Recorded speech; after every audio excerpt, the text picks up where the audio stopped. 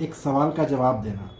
क्या Reliance, state bank of India, TCS, Tata motor जैसी Indian companies, बड़ी बड़ी कंपनी या मीडियम साइज़ की कंपनी, अगर आपको कहें कि क्या आप हमारे पार्टनर बनना चाहोगे, तो क्या आप बनना चाहोगे उनके पार्टनर? कंडीशन भी आपकी मर्ज़ी की होगी, यानी आप जितना चाहो पैसे लगाकर उनके पार्टनर बन सकते हो। आप 10-20 हज़ार, 10-20 लाख या 10-20 करोड़ रुपए लगा के उनके पार्टनर बन सकते हो। और जब कंपनियां प्रॉफिट कमाएंगी तो आपकी इन्वेस्टमेंट के हिसाब से आपका हिस्सा आपको दे दिया जाएगा। आप उस कंपनी में जितना इन्वेस्ट करोगे उतने हिस्से के मालिक रहोगे। और दोस्तों, जब भी सालाना मीटिंग होगी, उसमें जब बड़े बड़े फैसले लिए जाएंगे, तब आपसे पूछा जाएगा कि क्या ये फैसला लिया जा सकता है। तो दोस्तों, क्या कभी सोचा है आपने कि ऐसा भी हो सकता है? हेलो दोस्तों, नमस्कार। मैं डॉक्टर रविंद्र सिंह मल्हान, आपका अपने YouTube channel money and growth with doctor Malhan में आप सबका स्वागत करता है। दोस्तों, पिछली 3 वीडियोस रीट्स सीरीज़ यानी रियल इस्टेट इन्वेस्टमेंट सीरीज़ के ऊपर थी। आशा है आपको अच्छी लगी होंगी।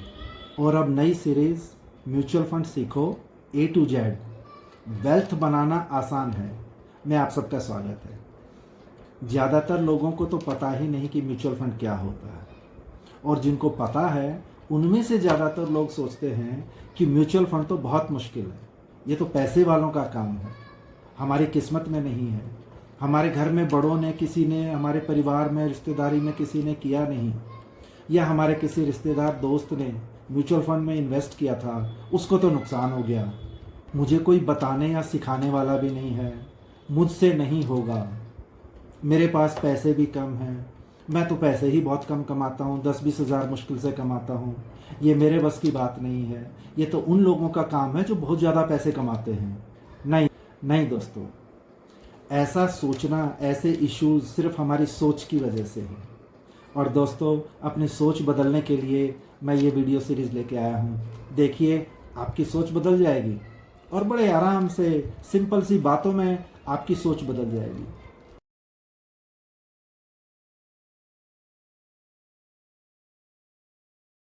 अच्छा दोस्तों, एक सवाल का जवाब दीजिए। जिम जाकर मसल्स बनाना आसान है या मुश्किल? ज़्यादातर लोग कहेंगे मुश्किल। ये हाल तो तब है जबकि हम सबको पता है कि सेहत कितनी ज़रूरी है, सेहत सबसे ज़्यादा ज़रूरी है। तब ये हाल है कि लोग जिम जाकर मसल बनाना मुश्किल समझते हैं। दोस्तों, एक छोटा सा एग्जांपल देता हूँ, अपना प्रैक्टिकल एग्जांपल देता हूँ। मैंने पिछले 29 दिनों से, आज 29वां दिन है, 29 दिनों से एक टारगेट बनाया था, एक फिक्स किया था, खुद से एक कंपटीशन किया था। 10,000 steps daily and 50 heart points. ये गूगल ऐप है, उसमें सारी इन्फॉर्मेशन आ जाती है, ये दोनों इन्फॉर्मेशन आती है। तो दोस्तों, आज 29वां दिन है और मैं 10,000 स्टेप और 50 हार्ट पॉइंट के बजाय 2 दिन में ही लगभग 150 हार्ट पॉइंट कर देता हूँ। तो ये सब हमारी सिर्फ सोच का फ़र्क है और ज़्यादा कुछ नहीं है। असली कारण जिम न जाने का है सुबह जल्दी न उठना। और दोस्तों, इसका मेन रीज़न ये है कि हमारा पर्पज़ क्लियर नहीं है, हमारा कोई टारगेट ही नहीं है। हम रोज़ बस उठ रहे हैं, जिए जा रहे हैं, काम कर रहे हैं। सुबह उठते ही क्या करते हैं हम? बच्चों को स्कूल भेजना, फिर खुद तैयार होकर नौकरी पे जाना, शाम को आके नौकरी से आके खाना खाना, थोड़ी देर टाइम पास करना मोबाइल पे, टीवी पे, और उसके बाद सो जाना। दोस्तों, हमारी रोज की दिनचर्या यही गुजर रही है, यही गुजर रही है। हम ऐसी ज़िंदगी जी रहे हैं कि जैसे घर से निकल लिए और रोज़ भीड़ के पीछे हो लिए, निकल लिए, सड़क पे चले जा रहे हैं, चले जा रहे हैं, चले जा रहे हैं। हमें पता ही नहीं कि हमें पहुंचना क्या है, हमारा टारगेट क्या है, हमारा मकसद क्या है, हमारे गोल क्या है, हमें यही नहीं पता। अब हमें यही पता नहीं होगा कि हमें जाना कहाँ है, हमें पहुंचना क्या है, यानी हमारा पर्पज़ ही या गोल ही क्लियर नहीं होगा, तो हम वहाँ पहुँचेंगे कैसे? तो सबसे पहले आपको अपना पर्पज़ या गोल क्लियर करना है। दोस्तों, आपको ये पता होना चाहिए कि आपको कब कब और कितने पैसों की ज़रूरत होगी। आपको बच्चों की एजुकेशन के लिए कितने पैसे चाहिएंगे, बच्चों की शादियों के लिए कितने पैसे चाहिएंगे, आपने घर बनाना है तो उसके लिए कितने पैसे चाहिएंगे, आपको कौन सा व्हीकल यूज़ करना है उसके लिए कितने पैसे चाहिएंगे, आपने रिटायरमेंट के बाद ज़िंदगी कैसे बितानी है उसके लिए पैसे चाहिएंगे। और दोस्तों इन सब में आपने इन्फ्लेशन यानी महंगाई को भी जोड़ना है। उसका कैलकुलेट करके देखो कि आपको आगे लाइफ में अपने कहाँ पहुँचना है, कितने रुपए आपको चाहिए ज़िंदगी में। एक और उदाहरण देता हूँ। सन 2000 की बात है, हमारे planning department government of Haryana में नए नए कंप्यूटर आए थे। तो दोस्तों उन दिनों जो स्टेनो होते थे, टाइपिस्ट होते थे, वे बड़े कंप्यूटर को देख के बड़े हिचकते थे, कहते थे हमने नहीं सीखना, सीखेंगे तो हमें करना पड़ेगा या हम सीख ही नहीं सकते। तो दोस्तों उनका नहीं सीखने का कारण उनकी इनएफिशिएंसी नहीं थी, उनकी कैपेबिलिटी पे कोई शक नहीं था। वो तो कहते थे हमें टाइपराइटर आता है, हमने तो कभी कंप्यूटर सीखा है नहीं इसलिए हम नहीं कर सकते। दोस्तों सीखना कुछ कोई मुश्किल काम नहीं है, कुछ भी सीखना कोई मुश्किल काम नहीं है। अब आज देखिए 25 साल हो चुके उन बातों को, क्या आज के दिन कोई सोच भी सकता है कि किसी सरकारी महकमे में या किसी प्राइवेट जॉब में या किसी भी टाइप के काम में क्या कंप्यूटर, लैपटॉप या मोबाइल की नॉलेज के बगैर कुछ काम किया जा सकता है? कहीं भी कुछ भी काम किया जा सकता है दोस्तों। कोई डिपार्टमेंट बगैर कंप्यूटर के, बगैर लैपटॉप की नॉलेज के आज के वक्त नहीं चल सकता है। चाहे एक्सेल, पावर पॉइंट प्रेजेंटेशन, चाहे वर्ड हो, सीखना तो पड़ेगा।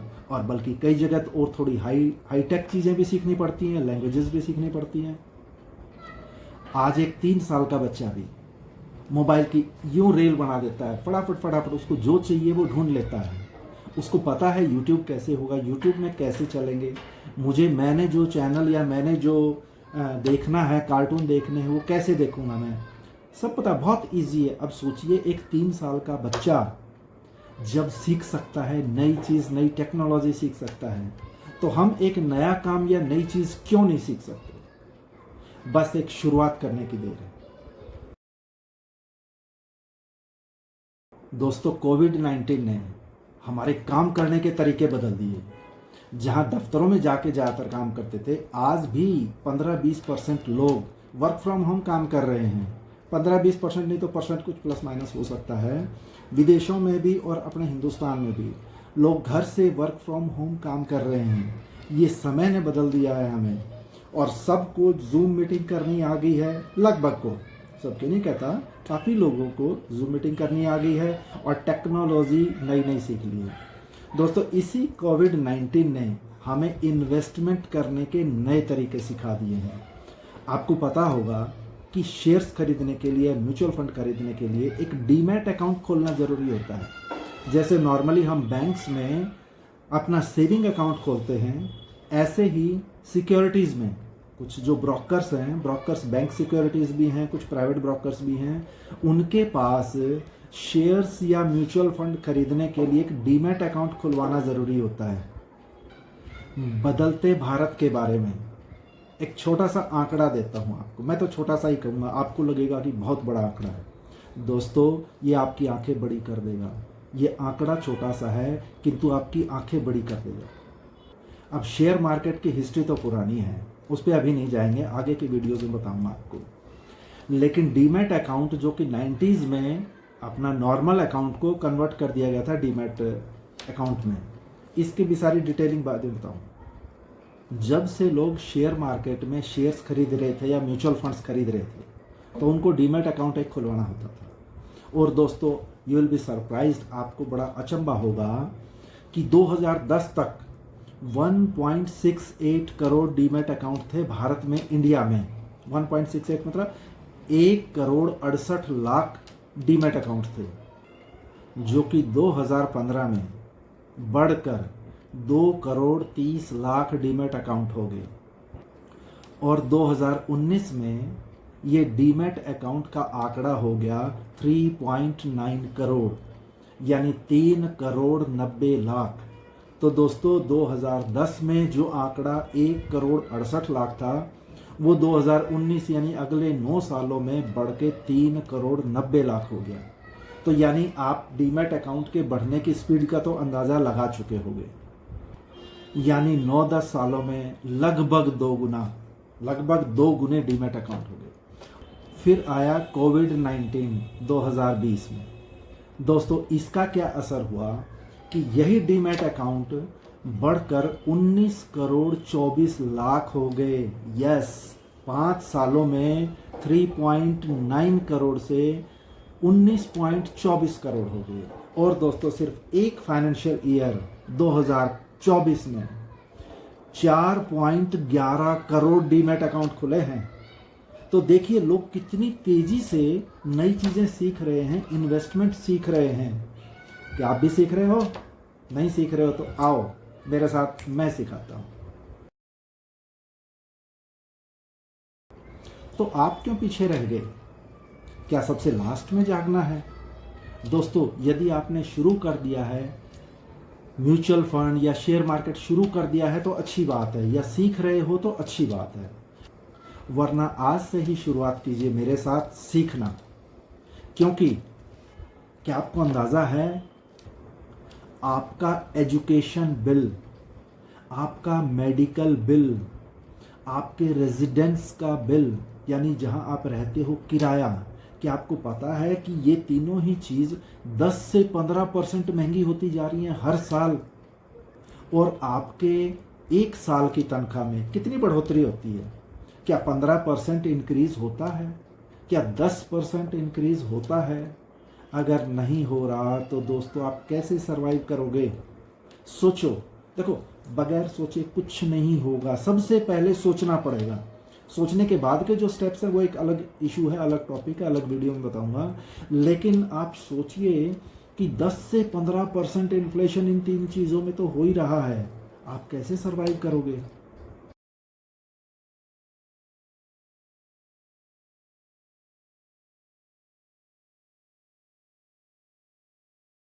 इसका एक ही समाधान है कि आपका ऐसा इन्वेस्टमेंट जो आपकी बचत के पैसों को 10-12% या 12 से 15% तक ग्रोथ दे, यानी बढ़ोतरी दे।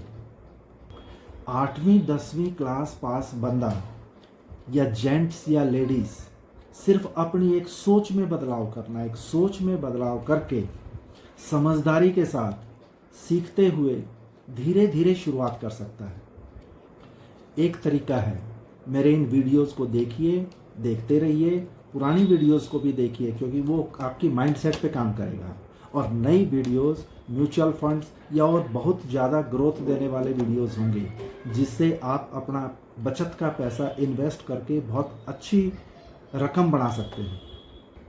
कुछ चीज़ों का ख्याल रखना है भाई। देखो, रूल नहीं तोड़ना है, नियम नहीं तोड़ना है, पेशेंस रखना है। यानी मैं वीडियोस में जो जो आपको बताता रहूँगा कि इस चीज़ का ध्यान रखना है, उन चीज़ों का ध्यान रखना है। देखो भी, ऐसा बच्चा नहीं बनना है जो हाथ में हेलमेट डालकर बाइक एंड एक्टिवा चला रहा हो। नो, हेलमेट है तो वो आपके सिर को बचाने के लिए है, और हेलमेट कोई चालान बचाने के लिए नहीं है माय डियर फ्रेंड। हेलमेट आपको एश्योर करता है कि आप शाम को अपने घर वालों से, अपने परिवार वालों से, अपने रिश्तेदारों से मुलाकात कर सको, उनसे मिल सको। एक और बात, हथेली पे सरसों नहीं उगेगी, यानी बहुत कम समय में बहुत ज़्यादा पैसा नहीं बनेगा। लेकिन आप यदि एक सिस्टमेटिक चलते रहे, सीखते रहे, तो आप 10%, 12%, इवन 15% तक भी रिटर्न ले सकते हैं। ये मैं खुद इससे भी कहीं ज़्यादा रिटर्न ले रहा हूँ दोस्तों। इसलिए मैं ये एजुकेशन आपको सोशल प्लेटफॉर्म पे बिल्कुल free as a social work दे रहा हूँ। बस डिसिप्लिन के साथ आगे बढ़ना है। और दोस्तों, बड़े रिजल्ट के लिए बड़ा समय तो लगेगा। अब देखिए, आपने यदि एक झोपड़ी बनानी है तो कितना टाइम लगेगा, कितना समय लगेगा। लेकिन यदि आपने अपनी ज़िंदगी को एक ताजमहल बनाना है तो दोस्तों समय भी ताजमहल के हिसाब का बनेगा। यानी ताजमहल बनने में 22 साल लगे थे, क्या एक झोपड़ी बनने में 22 साल लग सकते हैं? 1 साल भी लगता है क्या झोपड़ी बनने में? नहीं, कुछ दिनों में बन के तैयार हो जाती है झोपड़ी। तो अब ये देखिए कि आपने झोपड़ी बनानी है या ताजमहल बनाना है अपनी ज़िंदगी में, पैसों का ताजमहल। अब आते हैं आज के असली टॉपिक पर, यानी म्यूचुअल फंड पर। दोस्तों, मैं सीधा म्यूचुअल फंड पे भी आ सकता था, इस वीडियो की शुरुआत भी म्यूचुअल फंड से कर सकता था, लेकिन जब तक हमारा माइंड सेट क्लियर नहीं होगा ना, तो दोस्तों तब तक हमें कामयाबी नहीं मिल सकती। और थोड़े से उतार चढ़ाव आते ही आप अपने टारगेट से भटक जाओगे, जैसा कि अक्सर होता है, और आप म्यूचुअल फंड को गलत सलत कहने लग जाओगे, यानी नाच ना आए आंगन टेढ़ा। दोस्तों, सीखना पड़ेगा। अगर सीखोगे नहीं तो आप म्यूचुअल फंड में भी या कहीं भी कामयाब नहीं हो सकते। देखिए, साइकिल भी चलानी है अगर, तो आपने सीखना पड़ता है, और सीखते हुए कुछ कोण भी फूटती हैं, गोड्डे भी फूटते हैं, सिर में भी चोट लग सकती है। लेकिन क्या एक बच्चा जो 8, 10, 12 साल का है, आप उसको कितना भी रोक लो, उसने सीखनी ही सीखनी है साइकिल, क्योंकि साइकिल तो बेसिक है। आप एक्टिवा और मोटरसाइकिल तभी चलाएंगे ना जब आपको साइकिल आती होगी। तो दोस्तों, म्यूचुअल फंड को सीख के करना है। अपने आप अपना दिमाग कोई बहुत ज़्यादा नहीं लगाना है, फॉलो करना है, इंस्ट्रक्शंस को फॉलो करना है। क्या बगैर डॉक्टरी की पढ़ाई किए, बगैर डॉक्टरी की डिग्री लिए, बगैर डॉक्टरी के तजुर्बा किए, यानी कुछ साल एक्सपीरियंस किए, क्या आप सीधे सर्जरी कर सकते हैं? दोस्तों, चलिए मैं पूछता हूँ, आपके घर में ही आपका कोई परिजन, आपके परिवार का मेंबर, यदि उसको हार्ट प्रॉब्लम आ गई, गूगल में भी तो इन्फॉर्मेशन है, या यूट्यूब पे भी इन्फॉर्मेशन है, जैसे मैं बता रहा हूँ ये भी तो कुछ इन्फॉर्मेशन है। यदि कुछ इन्फॉर्मेशन लेके आप यूट्यूब को सामने रख के, क्या आप अपने घर वालों का, अपने प्रियजनों का ऑपरेशन कर सकते हैं, सर्जरी कर सकते हैं? क्या बगैर क्रिकेट के मैदान में पसीना बहाए आप नेशनल टीम में सेलेक्ट हो सकते हो, या कोई भी बंदा हो सकता है? और सोचिए, क्या बगैर सीखे, दर्जी वाला काम सीखे, आप बढ़िया सुंदर सूट सिल सकते हो? दोस्तों, जब बगैर सीखे कोई काम नहीं कर सकते, फार्मिंग में भी सीखना पड़ेगा आपको, हर चीज़ सीखनी पड़ेगी, तो पर्सनल फाइनेंस बगैर सीखे आप बड़ा पैसा कैसे बना लोगे? बगैर सीखे इन्वेस्टमेंट करोगे ना, तो शेयर मार्केट आपसे कॉस्ट वसूल कर लेगा, वो अपने आप आपसे खर्चा पानी वसूल कर लेगा। इसलिए सीखना बहुत ज़रूरी है। और पैसा तो और भी ज़्यादा इम्पोर्टेंट। देखिए, आप सारी ज़िंदगी कर क्या रहे हैं? जो काम कर रहे हैं, पैसे के लिए तो काम कर रहे हैं। अपनी ज़िंदगी चलाने के लिए पैसे के बगैर चल सकती है क्या ज़िंदगी? पैसा तो ज़िंदगी के हर मोड़ पर, चाहे रोज़मर्रा की ज़रूरतें पूरी करने के लिए या कभी कभार होने वाले खर्चे को पूरा करने के लिए, पैसा हमेशा ज़रूरी होता है। या यूं कहें कि इंसान के पैदा होने से लेकर मरने तक, यानी पैदा होने पे भी पैसों की ज़रूरत होती है, और जब मरते हैं मरने के बाद भी, मरने तक नहीं, मरने के बाद भी हमारा जो अंतिम कार्यक्रम होता है या क्रियाक्रम होता है, जो भी होता है, उन सब के लिए पैसों की ज़रूरत होती है। दोस्तों, ये वीडियो स्टडी और एजुकेशनल पर्पज़ के लिए है, इसको कॉपी नहीं करना है, ये कोई रिकमेंडेशन नहीं है, कॉपी नहीं करनी है, लेकिन इसे समझना है, इसे सीखना है। किसी भी शेयर, किसी भी कंपनी, किसी भी चीज़ के बारे में यदि नाम लिया जाता है, वो सब सिर्फ सीखने के पर्पज़ से, नॉलेज के पर्पज़ से है, कोई रिकमेंडेशन नहीं है दोस्तों। लेकिन आप सीख जाएंगे, यदि आप लगातार वीडियो देखते जाएंगे तो इन्हीं से आप बहुत कुछ सीख जाएंगे। प्लस खुद भी स्टडी करके, इन चीज़ों पे रिसर्च करके अपनी स्टडी, और रिसर्च स्टडी को इसमें कोई बड़ी भारी पीएचडी नहीं करनी है, एमएससी की थीसिस नहीं लिखनी है, सिंपल एनालिसिस आपको आना चाहिए। 8वीं 10वीं 12वीं का बच्चा जोड़ घटा गुणा भाग, हिंदी में बोल रहा हूँ, plus minus multiplication division, percent निकालना, and IQ, observations and patience, and वो धीरे धीरे बताता रहूँगा कि क्या क्या चीज़ की ज़रूरत पड़ेगी। तो सिर्फ इतनी चीज़ें हैं ना किसी में, और सीखने का इंटरेस्ट है, he can do a lot. इसके लिए कोई गोल्ड मेडलिस्ट होने की ज़रूरत नहीं है, जैसे हम ग्रेजुएशन में, पीजी में, या कोई डॉक्टरेट भी कर रखा है, उसकी ज़रूरत नहीं है। इसमें एमएससी पीएचडी फ्लॉप हो सकते हैं, फेल हो सकते हैं, यदि इसके रूल्स को फॉलो नहीं करेंगे तो। और इसमें एक 10वीं पास बहुत बड़ी कामयाबी हासिल कर सकता है, यदि वो समय दे ले और सीख के समझ के करे। देखो, सिखाने का काम मैं कर रहा हूँ, और भी कुछ लोग कर रहे हैं। आपको यदि लगे कि फलां बंदे अच्छी नॉलेज दे रहा है, सही नॉलेज दे रहा है, आपको यदि फेथ हो, you can take that. Mutual fund. दोस्तों, म्यूचुअल फंड शुरू करने से पहले मैं ज़रा शेयर्स, स्टॉक्स, शेयर मार्केट या स्टॉक मार्केट सेम चीज़ है, उसके बारे में थोड़ा ब्रीफ करना चाहता हूँ। बाकी इसके बारे में डिटेल नॉलेज, शेयर्स के बारे में डिटेल नॉलेज मैं तब बताऊँगा जब हम शेयर्स को डिस्कस करेंगे, उस पर वीडियोज़ बनाएंगे। शेयर मार्केट में या शेयर्स में इन्वेस्ट करने के लिए दोस्तों हमें अच्छे शेयर ढूंढने पड़ते हैं। आज के टाइम में लगभग 6000 से ज़्यादा शेयर्स एनएससी और बीएससी में लिस्टेड हैं, यानी शेयर मार्केट में लिस्टेड हैं। ये इतने सारे शेयर्स हैं कि हमने कब कौन सा शेयर लिया था, कितने प्राइस पे ले लिया था, या कितने शेयर्स ले लिए, आज के टाइम में उनकी एवरेज प्राइस क्या है, आज के टाइम करंट प्राइस क्या चल रही है। दोस्तों, ये सब चीज़ें समझना मुश्किल है, लेकिन मैं जब शेयर मार्केट पे बात करूँगा तो इसको इतना आसान बना दूँगा, आसान बता दूँगा। यदि आप उन रूल्स को फॉलो करेंगे तो आपको मुश्किल नहीं लगेगा। इसके अलावा हमें और बहुत सारी चीज़ें, जैसे ये शेयर किस सेक्टर से है, शेयर का पास्ट परफॉर्मेंस कैसा है, शेयर्स की फ्यूचर पॉसिबिलिटी कैसी है, इस कंपनी का मैनेजमेंट कैसा है, वो कैसे डिसीजंस ले रहा है, सरकार यानी स्टेट गवर्नमेंट या सेंट्रल गवर्नमेंट उस शेयर के बारे में या उस सेक्टर के बारे में क्या पॉलिसी बना रही हैं, पॉलिसी में क्या चेंजेस आ रहे हैं, किस सेक्टर को गवर्नमेंट सपोर्ट कर रही है, किस सेक्टर को सपोर्ट नहीं कर रही है, कहाँ पे इंटरनेशनल फैक्टर्स लागू हो जाते हैं, कहाँ पे ट्रंप साहब का इन्फ्लुएंस है किन सेक्टर्स या किन शेयर्स में। और दोस्तों, मेरा मकसद आपको डराना नहीं है, ये सारी इन्फॉर्मेशन हमें चाहिए होती है। जितनी ज़्यादा से ज़्यादा इन्फॉर्मेशन हो उतना अच्छा रहता है। लेकिन दोस्तों, यदि हम 15-17 रूल्स जो धीरे धीरे आएंगे हमारे सामने और उनमें एक एक दो दो ऐड करते गए, मतलब पहले ही दिन 15 रूल्स जानने ज़रूरी नहीं हैं। आप धीरे धीरे करके 15-17 रूल्स शेयर मार्केट के बारे में और 5-7 एनालिसिस के तरीके, यानी किसी भी शेयर को एनालिसिस करने के सिर्फ 5-7 तरीके और 15-17 रूल्स फॉलो करके और डिसिप्लिन में रह के, देखो डिसिप्लिन बहुत ज़रूरी है। आप डिसिप्लिन या उस सिस्टम के हिसाब से चल के आप बहुत बड़ी वेल्थ क्रिएट कर सकते हो दोस्तों, and I really mean it. साधारण भाषा में आपको शेयर्स के बारे में बताऊं, समझाऊं तो आपको बड़े आराम से समझ में आ जाएगा।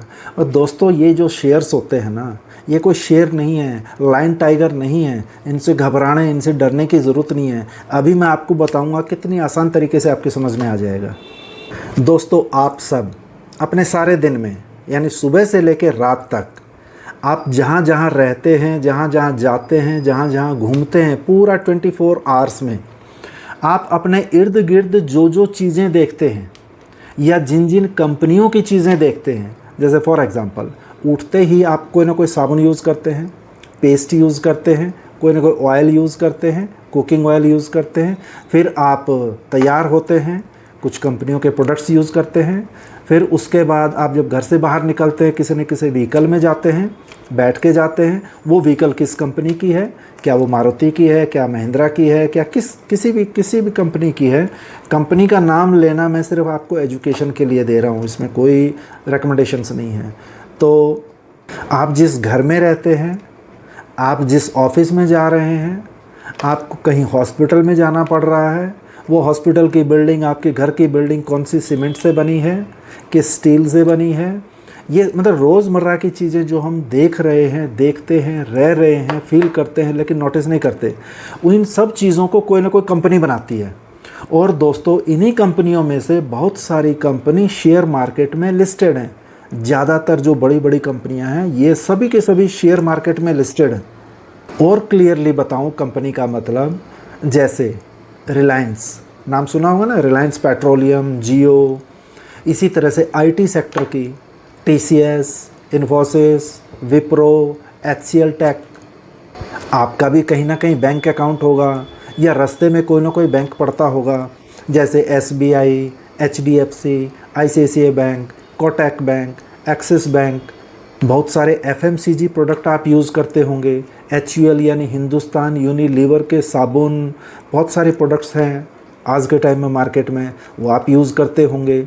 ITC के प्रोडक्ट यूज़ करते होंगे, कोई स्मोकिंग करता होगा वो यूज़ करता होगा, कॉलगेट यूज़ करते होंगे, डाबर यूज़ करते होंगे। ये सारी कंपनीज़ हैं, ये जितनी मैं बता रहा हूँ ये सारी कंपनीज़ और हमारे डेली यूजेस की चीज़ें बनाती हैं। और दूसरे सेक्टर्स जैसे cement sector, steel sector, pharma sector, infrastructure, realty sector, textile sector, hotel sector, aviation sector जो हवाई जहाज़ वगैरह जो हैं ये सेक्टर, नए नए सेक्टर जैसे drone sector, EV electrical vehicle sector, आपके रिन्यूएबल एनर्जी सेक्टर, ऐसे बहुत सारे सेक्टर्स हैं। जितने भी सेक्टर्स हैं उनमें हर सेक्टर में कई कई कंपनियां हैं और उन कंपनियों में से काफ़ी कंपनियां इंडियन शेयर मार्केट NSE और BSE पे लिस्टेड है। अब इनमें से बहुत सारी कंपनियों के बारे में आप जानते होंगे या आपने नाम सुना होगा या इनके प्रोडक्ट्स भी आप यूज़ करते होंगे। कुछ कंपनीज़ तो आपकी फेवरेट भी होंगी, यानी उनके जो प्रोडक्ट हैं आप सिर्फ वही प्रोडक्ट यूज़ करते हैं। जैसे पेस्ट का किसी पार्टिकुलर कंपनी का प्रोडक्ट यूज़ करते होंगे।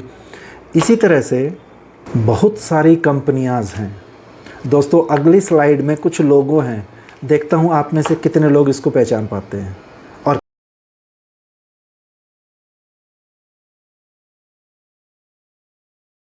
और दोस्तों जब इन कंपनियों को अपना बिज़नेस बहुत बड़ा करना होता है या बहुत बढ़ाना होता है तो इनको सैकड़ों करोड़, हज़ारों करोड़, लाखों करोड़ रुपए की ज़रूरत होती है।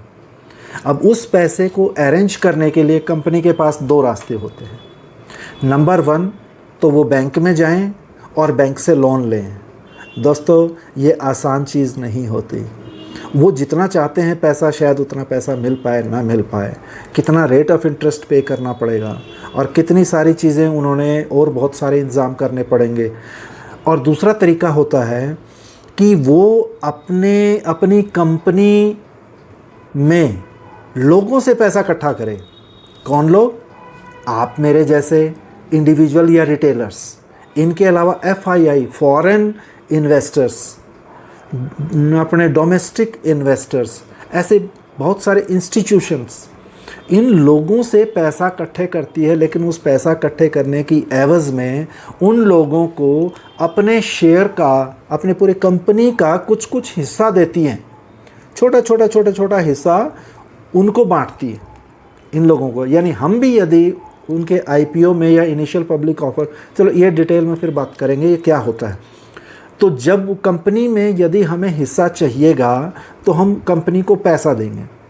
कंपनी को मान लो कंपनी का टोटल जितना भी टोटल कंपनी है तो उसमें से वो 10%, 20%, 30% कितना भी हिस्सा लोगों को दे के, इंस्टीट्यूशंस को दे के और उनसे उसके बदले में पैसा लेके उस पैसे से अपना बिज़नेस को बड़ा कर सकती है।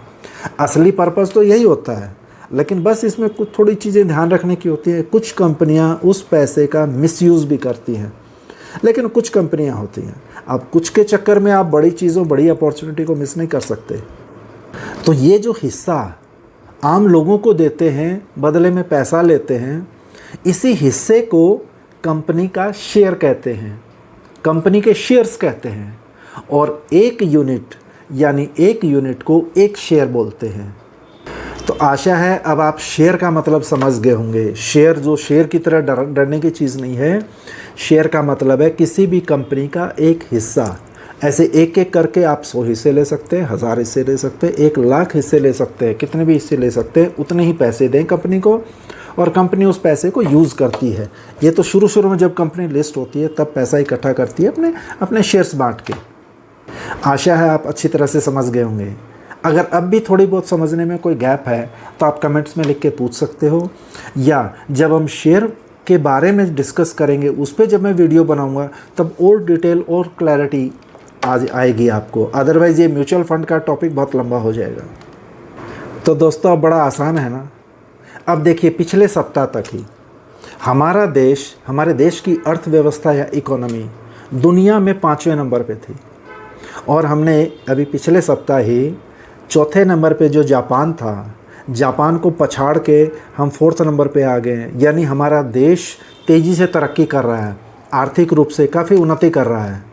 तो अब अगर आपको विश्वास है कि कुछ कंपनियां, जिन कंपनियों पे भी आपको विश्वास है, आपको लगता है कि वो कंपनी अगले, चाहे वो बैंक की हो चाहे किसी भी चीज़ की हो, कि वो कंपनी अगले 20, 30, 40 साल ख़त्म नहीं होएंगी, सरवाइव करेंगी और आज जितनी बड़ी है इससे भी बड़ी हो जाएंगी, अगर आपको ये विश्वास है तो दोस्तों आप उस कंपनीज़ के शेयर्स ले सकते हो या उनका हिस्सा ले सकते हो। अब शेयर मार्केट के थ्रू किसी कंपनी का हिस्सा लेना ही शेयर मार्केट में इन्वेस्टिंग कहलाता है। कितना आसान है। अब तो मेरे ख्याल में कोई डाउट नहीं होना चाहिए आपको शेयर्स के बारे में या शेयर मार्केट तो चलो फिर भी मैं डिटेल में बताऊंगा। तो अब आपको असली इशू होगा आपका कि शेयर के प्राइस घट भी सकते हैं, बढ़ भी सकते हैं। तो यानी आपको रिस्क उसमें ये नज़र आता होगा, बोला कंपनी तो ले लें हम, लेकिन इनके प्राइस जो घटते हैं बढ़ते हैं वहाँ डर लगता है कि नहीं। लेकिन इनके प्राइस का बढ़ना और घटना कई सारे फैक्टर्स पे डिपेंड करता है।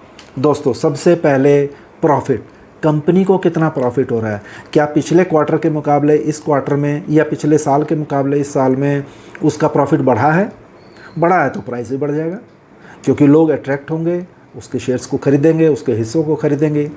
और यदि प्रॉफिट घटा है तो प्राइस भी घट जाएगा। लेकिन एक बार प्राइस बढ़ना और एक बार घटना कोई गारंटी नहीं होता। 1-2 साल कभी किसी रीज़न से भी आपका घटना बढ़ना हो सकता है। रॉ मटेरियल महंगा हो सकता है, देश की कुछ पॉलिसीज़ हो सकती हैं जिसकी वजह से उस पर इम्पैक्ट पड़े, इंटरनेशनल पॉलिसीज़ की वजह से इम्पैक्ट हो, कोई कंपनी बाहर एक्सपोर्ट करती है, विदेशों में एक्सपोर्ट करती है और वहाँ बैन लग जाए। यूएसए में ट्रंप साहब ने जैसे कई चीज़ों पे बैन या टैक्सेशन लगा दिया, तो उसकी वजह से भी हो सकता है। या बाहर से उसके रॉ मटेरियल विदेशों से आता हो और वहाँ हमारे टर्म्स कुछ ख़राब हो जाएं, जिसकी वजह से भी ऊपर नीचे हो सकता है। ये तो चलता रहेगा। लेकिन अगर आपको विश्वास है कि आपकी देश की अर्थव्यवस्था बड़ी होगी ही होगी, दुनिया में इम्प्रूव करेगी ही करेगी, तो आप बेधड़क होके यदि और लंबे टाइम का यदि आपका ऑप्शन है, तो मैं फिर बाद में बताऊंगा शेयर मार्केट पे कि किस तरीके से हम शेयर मार्केट में इन्वेस्ट करें। ठीक है दोस्तों, म्यूचुअल फंड पे यह वीडियो स्पेशली बिगिनर्स को ध्यान में रखते हुए बनाई गई है। यानी वो बिगिनर्स जो या तो म्यूचुअल फंड में इन्वेस्टमेंट शुरू कर चुके हैं या अभी शुरू करने की सोच रहे हैं, लेकिन काफ़ी असमंजस में हैं या हेजिटेशन में हैं। तो उनकी हेजिटेशन दूर करने के लिए ये पूरी सीरीज़ बनाई गई है। Mutual funds A to Z सीखो, वेल्थ बनाना आसान है। पार्ट 1 के 2 सब पार्ट करने पड़े, A और B। और दोस्तों B पार्ट कल शाम 7 बजे आएगा। अगर ये वीडियो अच्छी लगी हो तो इस वीडियो को लाइक, कमेंट और शेयर ज़रूर करें।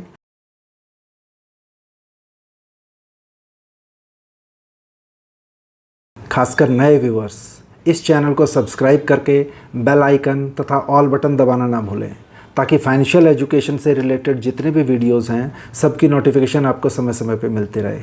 Okay, have a nice day. Thank you, thanks for watching.